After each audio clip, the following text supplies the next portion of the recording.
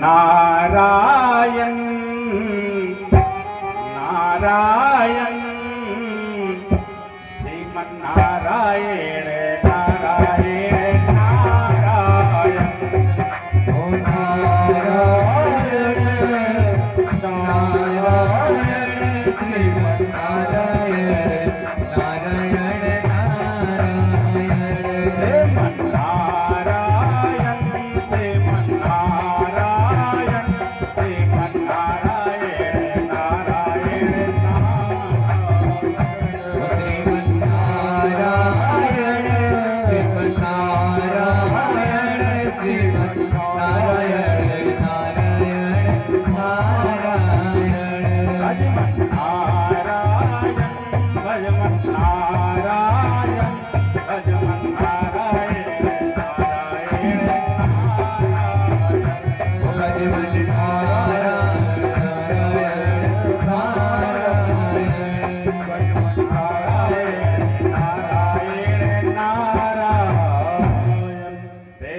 लाल की भैया इस प्रकार प्रहलाद जी को भी मोक्ष हुआ, वैकुंठ गामी हो गए।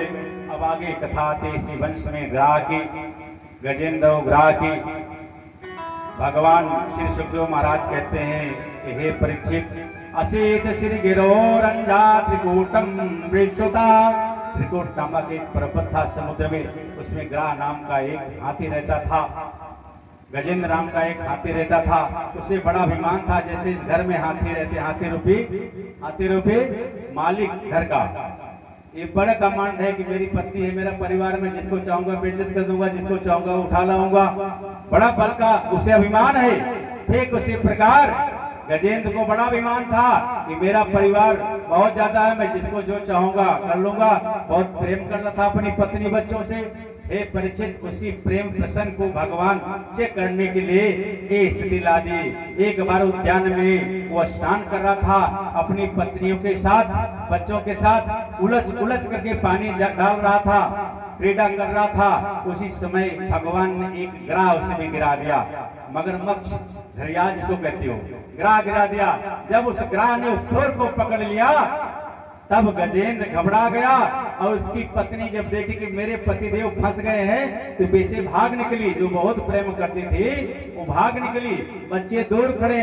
अब उसी में मल्लयुद्ध हुआ, काफी समय तक ये युद्ध चला। एक बार गजेंद्र ग्राह को घसीटता था और दूसरी बार ग्राह गजेंद्र को घसीटता था। ये सब मेरी कृपा से होता था। एक बार मैं ग्राह को देता था ताकत, तो दूसरी बार मैं गजेंद्र को ताकत देता था। तो दोनों को ताकत मैं ही देता था, क्योंकि उनके कर्म को भोगने के लिए मैं दोनों को लड़ाता था। हे परीक्षित, भगवान के असीम कृपा है।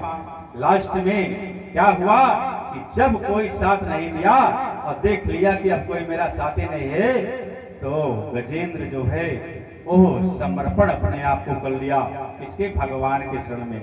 जब समर्पण किया तो भगवान ने एक कमल का फूल गिरा दिया। अब अगर पूछा जाए कि जिस तालाब में, जिस जल में ग्राह और गजेंद्र के बीच मल्लयुद्ध होता हो, उसमें कमल का फूल कहां से रुकेगा, कहां से आ गया? लेकिन भगवान की कृपा, इसलिए मैं नहीं कह रहा हूं कि आप लोग पूछे, भगवान कुछ भी कर सकते हैं।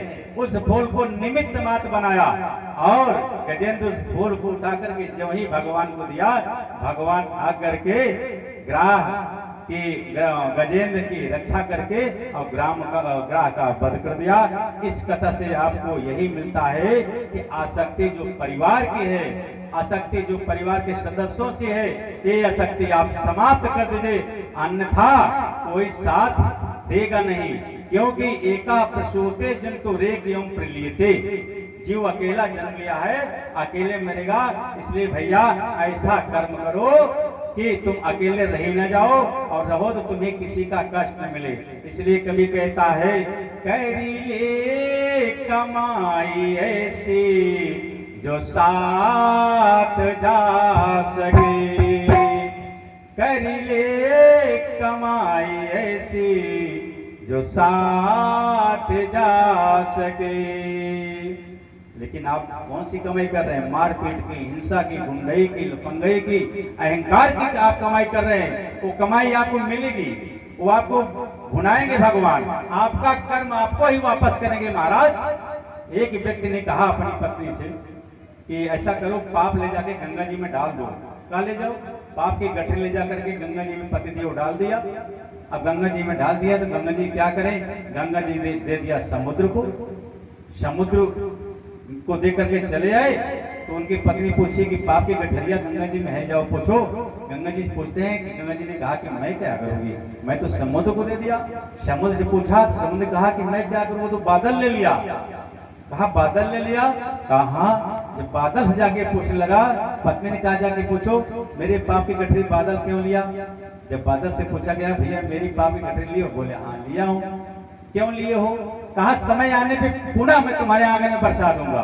मैं क्या करूंगा? तुम्हारे पाप की गठरी मैं इसलिए लिया हूँ कि समय आने पे पुनः तुम्हें ही वापस कर दूंगा, इसलिए तुम्हें मार देंगे तुम्हारे करम, तुम्हें मार देंगे तुम्हारे करम। तुम्हें मार के क्यों बिगाड़े धर्म, तुम्हें मार देंगे तुम्हारे कर्म। तुम्हारा कर्म तुम्हें मारेगा, कोई नहीं मारेगा। एक बार वो प्रेम से बिंदु बिहारी लाल की जय हो। गजेंद्र ग्राह की कथा से मोह का त्याग कर दो। भगवान की जो भी